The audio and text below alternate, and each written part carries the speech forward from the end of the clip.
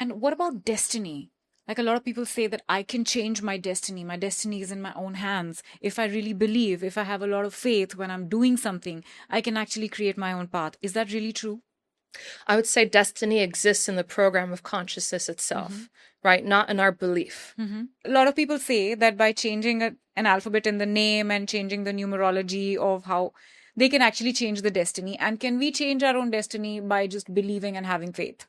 No. No. So what we have is a program that we're operating within. And within that program, we have certain choices that we can make that maybe can improve the program that we're operating within. Okay. Right? So, for example, take a computer. It has a program, right? You can do things within that program to maybe make that program run better, right? But you're still operating the same program. Right. So from different levels of consciousness, you have like a lower level of consciousness, which is basically all levels exist from lower levels of all problems exist from just lower levels of consciousness, right? Lower levels of evolution. So in there, we have maybe a set of parameters, right? We have, 0 to 5, right? So within those levels of parameters that we have, we can either operate at 0 or operate at 5. So we do everything right in our life where we're conducting our lives the best we can, all our efforts and everything, we can go up to 5. So it feels, maybe within those parameters, it feels like a huge shift. It feels like something big is happening because anytime you go from 0 to 5, right, it feels good. It feels like you're doing something incredible. Some progress is happening. Right? Progress is happening. Right? But what we have found is like, there are so many science experiments. Take, for example, we're testing blueberries and we're trying to figure out the efficacy and bioavailability of blueberries, how blueberries affects our physiology. Well, science is a certain phenomenon where you take multiple clinical trials in different groups of people, and they're all trying to alter their diet and lifestyle and incorporate more blueberries into their diet, which science has shown outside of clinical trials, right, has huge antioxidant properties. The moment it enters into a human's body, everybody treats those blueberries differently. We have some clinical trials where those blueberries have huge outcomes, huge results on paper for clinical trials. And then we have the same studies that have been replicated and the results aren't as good. Okay. Or we show even results that show the contrary. Okay. Right? So what science has not been able to figure out is we're just saying everybody's different. Right. Well, what's different about everybody? It's their consciousness, right? Your consciousness is what determines the efficacy of whatever you do, the bioavailability of whatever you do, not just the food you eat. You can change your food, your lifestyle, eat healthier, right? Perform better, do everything, but you're still ultimately, your bioavailability is determined by consciousness, what you absorb, right? The information, the opportunities that come to you, right? What you have no ability to control what your body absorbs from your food. You can change your diet, but only your body has that inherent intelligence to decide if it's going to absorb the nutrition or not. Absolutely. Right? So there are a lot of things that are outside of our control. And we've seen what destiny is, and we've shown that destiny lives with consciousness. Consciousness gives us our destiny. And that's what we've, conducted multiple times across all these experiments. Again, take an atom, for example, a material, right? You see the periodic table of elements, right? We have all these different materials that exist within nature, and they have something called physical constants. So those physical constants is like you have the character and behavior of the material. In the same way people have different characters and behaviors. Everybody has a different personality, different expression on this planet. Materials have the same thing. Depending on their atomic and molecular structures, right? Ultimately, they behave in a very specific way, right? Water will boil always at 100 degrees centigrade, right? So you have certain different physical constants, latent heat, melting point, firing point. You have viscosity, density. These are all physical constants, right? You change the program, the information within the atom. You're changing the destiny of that atom. When you change that destiny, you put in a new program, you alter that information, then the character as well as the behavior of the material alters completely. We've been able to change boiling points, melting points, physical constants that science says you can't change. Wow. Right? We've been able to actually change it only through the divine blessing, just by waving your hands, right? Altering things at the level of consciousness alters the material. So these are things that science has not able to do, right? Unless we're able to like apply an external energy, you like add salt to water or anything, but just by changing the structure of water itself, like the inherent nature of water is always to behave this way unless you change it molecularly, unless you alter it with another energy or chemical energy, right? You can't just make water be different. Absolutely. And what about enlightenment? Like you're telling me that as a child, you started experiencing these moments which were very different, right? It's not something that a normal human being experiences. Yes. What exactly is enlightenment? Would you define those moments as something closer to enlightenment? Were you on your journey to achieve enlightenment? I would say those are glimpses, right? Maybe glimpses. It's definitely, probably on the journey to enlightenment. Right. But what really helped facilitate that process, what made it happen quickly, right, was when I met my guru. Right. So you got a perfect guidance in that direction, right? It was his blessings, his nurturing and his blessings that evolved my consciousness to the point in which now I am enlightened. I reached my own awakening a year later. Would you say that a person, an enlightened person, is born? That this person, when the person is born, you already know that his destiny is to be enlightened at some point in life? Or would you say it is also something that can be acquired? It's something that can be acquired. And this acquisition happens through your own hard work or some meditation or some rituals that you do, or blessings? Blessings. It's through our purity, our innocence, right? Disciplining our lives, following the divine principles and fundamentals, right? That's what I like to talk about. That's like the Sanatana Dharma. It's like following truth, right? And truth, it's like if you're following, consciousness has a nature to it, right? If we want to merge into the freedom, right? That's what enlightenment is. It's ultimate freedom, right? When you envision your life and freedom, right? When do you feel the most free? When you're happy, when you're healthy, right? When you're at its peak vitality, right? When your relationships are good, when your job is going well, all these things, when you feel control over your circumstances in your life, when you have command over your mind, your mental health, all of these things are indications of freedom. Right? This is, and that's why I say, like, the real outcome of spirituality is felt in real time. It's tangible. You don't wait till you die to experience the consequences of spiritual growth, right? You experience it here and now. There's tangible outcome that can be measured, right? So what we're talking about with enlightenment, right, is consciousness that has evolved, right, to that point where it's now beyond the consciousness of nature. And so I like to say everybody can do that, right? Everybody has consciousness. It just requires that evolution, right? We align ourselves with the divine principles. Those are the fundamental truths of life, right? It's like the things that promote, that give life to all of us, right? You harm another person, you are taking life away. You're not following the Dharma. You're not following the divine principles of life. What gives life? God is life. So God gives life. God breathes life into everything and into every moment. When we follow that path, right, we become better conductors of this divine energy, right? Of this consciousness that helps evolve our own consciousness. So it's not really an effort. Maybe the discipline is as much as the effort we do, but the actual grace, the actual transformation comes from God. And how does this principle apply in the day and age that we are living in today? I mean, contemporary times. Is it the same, or is it, I mean, when I hear about it, it sounds like you have to denounce everything. What about material pleasures? I mean, could you be I get it. Absolutely not. So I love this question because, like, obviously here I am fully dolled up, makeup, jewelry, hair done, outfit on, all of this. It's like, I don't look like your traditional, spiritual guru that you see, like, a woman in a sari with no makeup on, an aesthetic, renounce the world. I don't live in an ashram, none of these things. I live in the world. Most people live in the world, and God lives in the world too. God doesn't just live in an ashram or in the Himalayas. God lives everywhere. Right? So why do you have to run away from the world to experience God? That doesn't make sense to me, right? You're trying to run away from a attachment. I love this story of like, I'm sure a lot of people have heard the story. Maybe you have as well. It's the story of these two monks, right? That are, taking their boat and they're traveling across a river, right? And so there's this woman, right, who's at the bank of the river and trying to wave down the monks and ask for help for transportation across the river.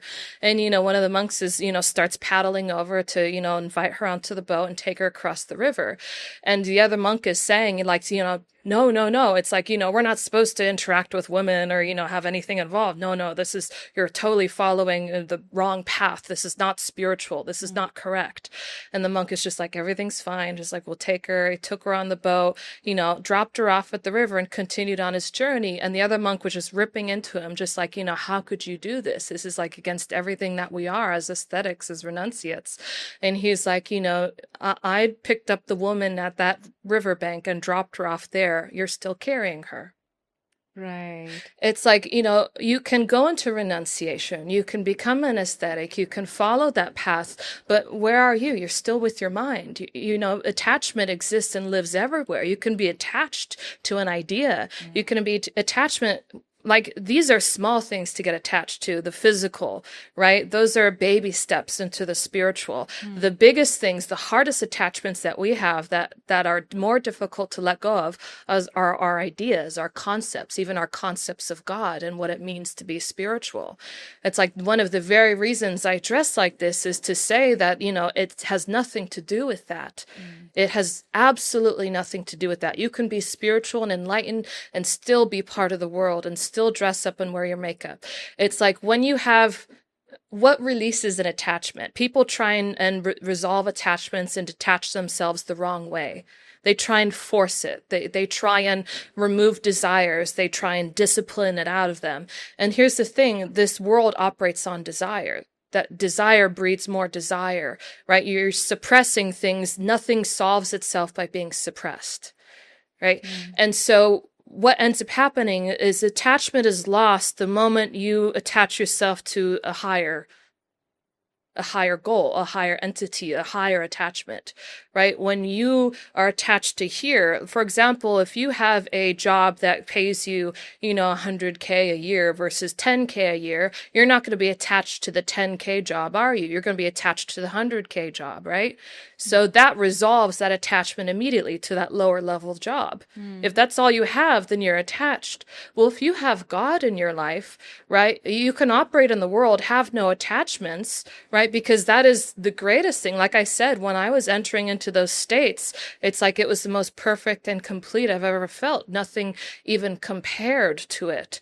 So I lived my life a very different life. I didn't follow the normal childhood of other people. I knew my life was for God. And so I didn't even smoke, drink alcohol. I didn't have sex. I followed a path that I believed to be something to keep and retain my purity and my innocence and my connection to that. But on top of that, because of that connection in those moments, I didn't even have the desire for those things. I didn't need to suppress these feelings. Right. They just didn't exist within me. And so I led my life because I knew I was going to marry this incredible man, this enlightened being from the age of 8. And so I had a premonition at the age of 8 that I was going to meet this man. So I led my life because that was my goal. That was that lofty goal that I was attached to, that I was like, I'm going to meet this man. And that's the whole purpose of my life for now. And I knew this man would lead to my own enlightenment, my own awakening. So no, this has nothing to do with spirituality or enlightenment. It's character. That's what really is the emanation, the reflection of it. Wow, that's beautiful. Yeah. I also want to ask you that there is a constant debate about past lives and future lives and the multiple lives that we live. Now, there is a school of thought that believes that we have a lot of lives. There is a school of thought which believes that we only have one life, and you pay all your debts in this life itself. The karma, whatever you do, whatever you sow, you reap that. And then there is also a school of thought that you are born into lower life states, and then every time you get a rebirth, you have to, sort of get into a better life form. And once you become a human being, you never go back to those lower life forms again, and you're always born as a human being. Which of these theories is true? What is actually the truth behind? we've conducted no experiments on these particular theories, so I can't declare what's true. I would say it would make sense maybe if past lives were real, right? Because then it makes sense as to why people come into this world with different levels of consciousness, different levels of evolution within their being. That makes sense. Different tendencies, different, patterns in life that just seem inherent upon birth for a lot of them, and that we have to work so hard to change and get rid of, right? And it's so difficult for a lot of us to do that. Right. But I would really say that regardless of what's true or not, I feel like that's not important. I feel like the life that you have right now, no matter what the truth is about past lives or anything, what you have right now is the most important thing to you, right? Is this present moment, is this present life. So it's like, treat it as such, treat it as, this one moment, and that's it. Don't wait, don't delay, right? Don't excuse yourself either. It's like people use past lives to excuse things. Right. They use it to write off, and to take no responsibility, right? And I feel like that we must take responsibility. That's the first step of becoming spiritual, is to take proper responsibility. And then I would say, outcome, that's more important than anything, is whatever, practice or anything that we do in our lives, the most important measurement of true progress is outcome. People get lost in the practice itself, or just finding new practices. It becomes an addiction for people, where they're so addicted to just being a part of something or following a practice, or they feel special or purposeful just being involved in something without any actual outcome being delivered. So I'd say true progress is measurable, and it should be scientifically able to be validated. Right. So that's the true measurement of progress. So focus on the here and now, the life you have. Let's hear about some testimonial, if you can share with us. Sure. So one testimony I love to share is from my personal assistant. She lived her whole life with a very severe autoimmune condition called Crohn's disease. Oh. Right? And as you know, there's no cure. It's just management. Hers was on the severe side. It was so severe. At the age of 19, she had her colon removed. Right. And when she had it removed, right, she was in the hospital with excruciating pain. She was on morphine, gabapentin. Nothing got rid of her pain. And so from that point onward, her life was miserable as well, because when you don't have a colon, you're missing the part of your digestive system that, holds your stool. Right. So essentially, everywhere she goes, she has to know where the closest bathroom is to her, right? You can imagine traveling in that state, the huge amount of anxiety. If you're not near a bathroom, right, she can have an accident. Anything could happen. She's using the bathroom 30 times a day. And on top of that, there's a large part of your digestive system that hosts a lot of your neurotransmitters. Right? Which produces, those feelings of happiness, well-being, peace, contentment, satisfaction.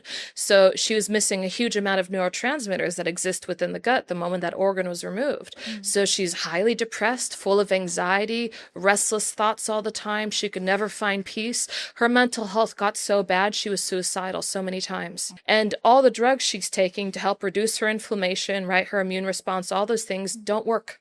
Up until that point, nothing was able to, do that. She was already trying all these different complementary and alternative approaches. She had given up on modern medicine and started trying other things. She started questioning the nature of God and God's existence at that point. After the blessing, right? After the blessing, she uses the bathroom 3 to 4 times a day now. Wow. Right? And on top of that, 0 pain, 0 inflammation. She hasn't been to the hospital in years. She met us in 2019. It's 2026. She's never been hospitalized since then, right? She's on 0 medication, 0 pain medication. I forget she also has a very severe arthritic condition where part of your spinal cord fuses, right? And it's degenerative. It has no resolution. It doesn't heal itself. So it only gets worse over time. Right. And they give you a huge amount of drugs and steroids and things to help manage that. And on top of that, she's, has this huge amount of vitality. Her hair's growing in full and luscious. She's eating everything. Wow. She's lifting heavy weights. Doctors told her that she could never lift and should never lift. She's lifting I think her limit was 40 pounds. She's lifting 70 pounds. Wow. Right. And she walks faster than all of us. I have to sometimes run to catch up with her. She's like 5'4" or 5'5", and I'm like 5'11", and I'm running to catch up with her. Right. And she has, right, huge quality of life. She's eating everything, all kinds of things doctors said that she couldn't eat. Probably for the rest of her life, she's eating, no problem, nothing whatsoever. And even better, she's happy. She said she never thought that she could be happy in her life. And because of this blessing, she's like, I'm happy again. And it wasn't just because, all of this led to a better life. It's like her neurotransmittership. We've seen that in our clinical trials, shifts in neurotransmitters. We've done trials on over 100 blood parameters where we measure neurotransmitters, clothoprotein, hormones, insulin, cholesterol, things that are not affected by placebo or psychology. We're changing, right, at the level of blood parameters, neurotransmitter, hormones, endocrine functioning, right? These types of things. Modern medicine, when we get to things like the clothoprotein, there is no drug treatment, conventional or alternative, that can impact or affect the clothoprotein, which is indicative of longevity in our life. It is an anti-aging protein. We've been able to increase it marginally. And with the effect of the blessing, we've seen increases by as much as 700%, nearly 700%. Wow. With the clothoprotein. We're affecting changes that are so revolutionary. We've had issues publishing these studies. Just recently, we've been able to publish 670 articles. Just recently, I don't know if you're familiar with the peer review process for scientific publication. Yes. Right? So these are randomized control clinical trials. They're the gold standards, right? Where we have double-blinded procedures on a lot of them as well, where the investigators don't even know who's getting blessed. Even the participants don't know. We have a group that believes they're getting blessed as well. And then on top of that, even I don't know who I'm blessing, and it's conducted remotely from the United States to a group located in India. I don't know their problems. I don't know their names. I know nothing about them. Right? So we have all of this. We're measuring, things like the NIH toolbox for cognition and motor function, gold standard, removing all subjective data from neuropsychological effects. Right? And then we're doing clinical assessment on psychology by third-party, licensed clinicians. And these are done by multinational billion-dollar, institutions that are legitimate and conduct this research all the time, even for the United States. So this is not just like one vague laboratory conducted in India, in the remote outskirts of some town somewhere. We're talking about legitimate third-party gold standard procedures with all the latest technologies and protocols, right? And that's how we conduct our clinical trials with large groups of people as well for over 180 days. This is huge. And so what we found as a result, right, from these clinical trials, and we're treating people with severe mental and emotional health problems. So everybody who has like issues with their, mental restlessness, ADD, ADHD, anxiety, depression, PTSD, sadness. We're dealing with chronic fatigue, menstrual wellness. It's a huge problem with women. A lot of women think that even their menstrual cycles are normal when they're abnormal. They're not. 75% of women have issues with their menstrual health, with their menstrual problems, severe menstrual problems, and they don't even know it. They think it's normal because that's what we're taught, right? And then we have people suffering from chronic fatigue, poor relationships, poor finances, all of these things that, have an effect caused by mental and emotional health problems. All of these things have an effect from that. And so we're measuring all of these different parameters. And we're measuring, in one of the studies we did over 100 blood parameters. Another one, 3 of them, we've done on the NIH toolbox for cognition and motor function. Now, this is something developed by the National Institutes of Health, right, and is now in full operation for all clinical trials. It's the gold standard, removes all subjective data and makes sure all the measurable data remains as objective as possible, completely analytical and empirical. And basically what it is, it's been utilized since 2012, right? And it's basically hosted in a server in the United States of America. And it's completely randomized. The investigators, the participants, nobody knows what questions will be asked. And we're measuring things for cognition and motor function. For cognition, things like executive function, working memory, vocabulary, those kinds of things, as well as in motor function, locomotion, dexterity, endurance, grip strength, right? A lot of different parameters. And usually this type of study, this type of test is conducted to see if there's any adverse effect in a clinical trial, because we've never seen improvements, not to the degree that we have seen. So it's usually there to measure if a certain drug or therapy, before it's released to the masses, has any adverse effects on cognition and motor function. Ours is the first clinical trial, right? 3 clinical trials, in fact, that has shown that in every single tested parameter, near complete resolution or near 100% improvement in every single tested parameter of its kind. Wow. Which is unheard of. Unheard of, yes. Right? And this data, you can't change and manipulate. It's locked in the server in the United States. Once it's put in there, it's locked for good. You can't go back and change any of it. Right? And then we're following all the basic protocols. Even with all of this properly done, right, with this kind of objective data and these significant outcomes, and all of this, by the way, matches what the participants are reflecting with the psychological assessments, right? All of the psychological health issues that they came to us with in the clinical trial were completely resolved.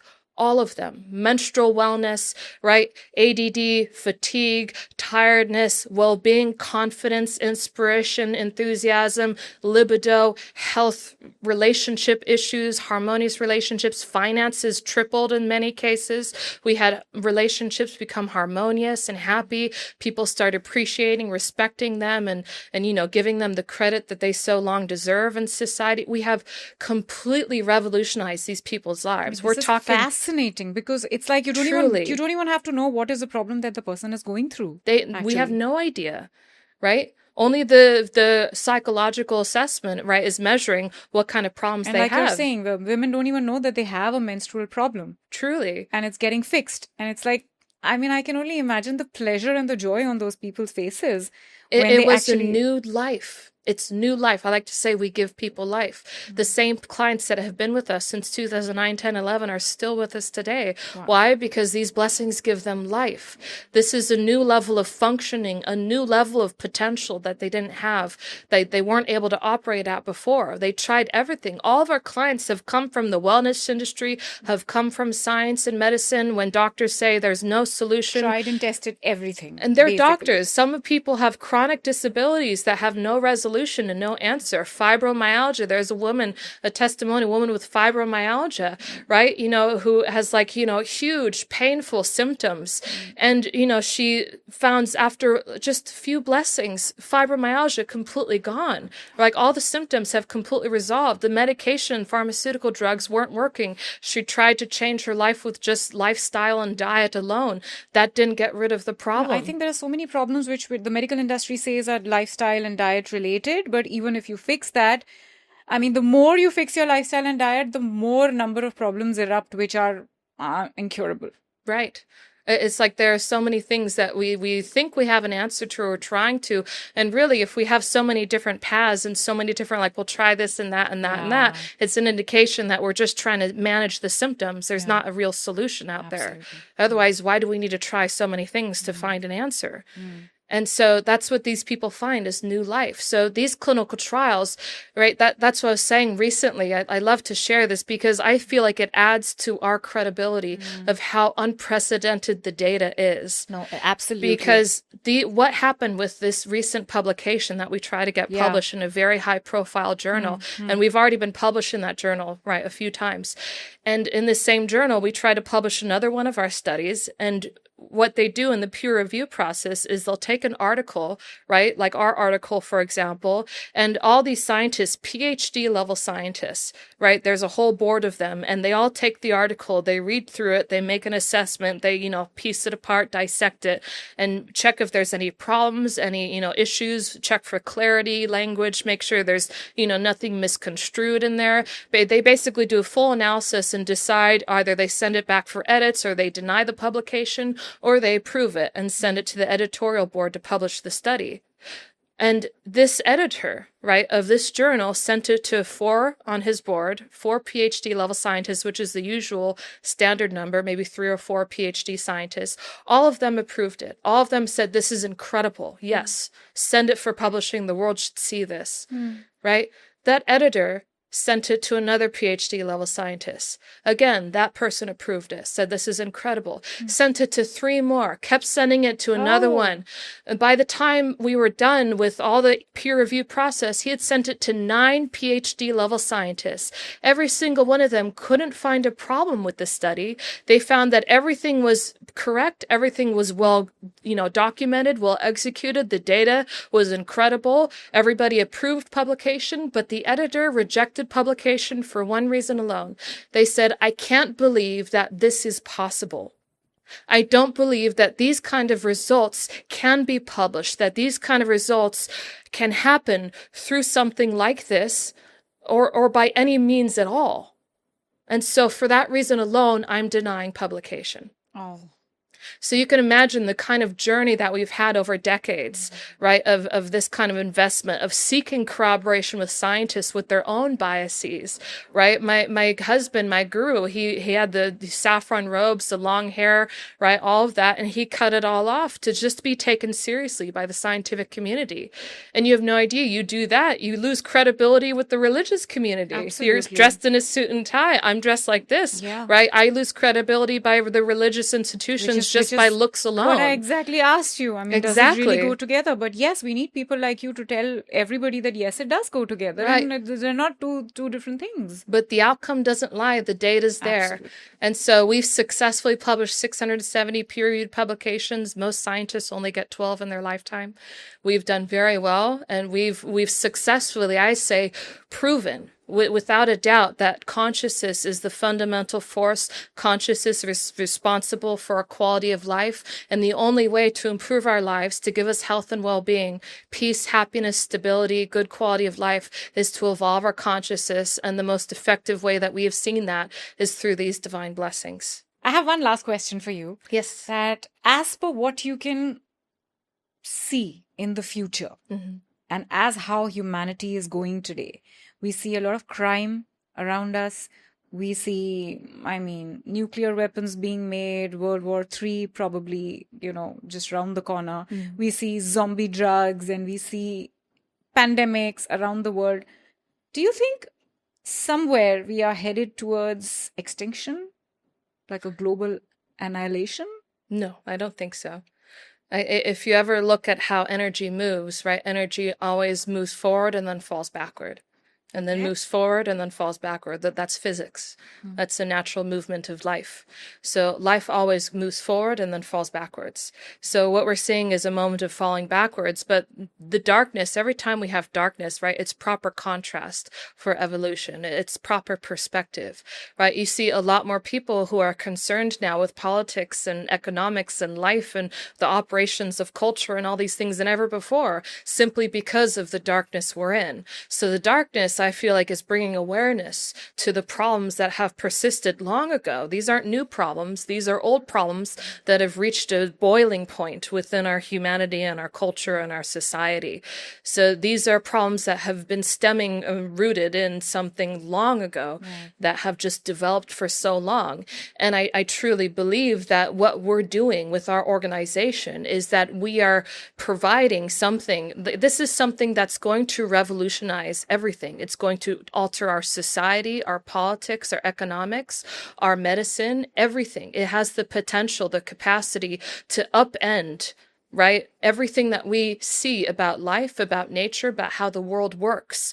When you make something a reality that's measurable, eventually what happens, it becomes part of the establishment. It becomes institutionalized. And I don't feel that's entirely a bad thing, because once something is institutionalized, if it's a good thing, well, maybe some of its effects are reduced, but ultimately, if that vital truth is still there, then we are building upon something that gives us more stability as a society. It's something that we have more context and reference to. It's something that'll help our progress and our future evolution. And we're restoring God's authenticity. We're restoring a fact-based God on this planet, which is where all of these problems persist, is from, like I said, lower levels of evolution, low states of consciousness, from losing that perspective of the very fact that God is real, a real phenomena, something that actually exists. Just proving it scientifically will put everybody's lives in perspective. It will put everything that we do in perspective, and we'll start to question, our own lives, how we're living our lives, what the true nature of the world, everything will, I can see it filtering into every aspect of life as we know it, everything. And we've revolutionized technology, medicine. We've made bacteria, drug-resistant bacteria finally respond to antibiotics, right? This energy is being able to kill cancer cells and give life and viability to healthy cells with one blessing, right? This is such a profoundly intelligent energy that it can take care of all these problems easily. All these problems would cease to exist the moment consciousness is evolved. So I don't feel like this is an end of humanity. I feel like it's a turning point. Wow. I'm really, really happy to hear that. Thank you so much. And I wish you all the best with the work that you're doing. We need more people like you in the world.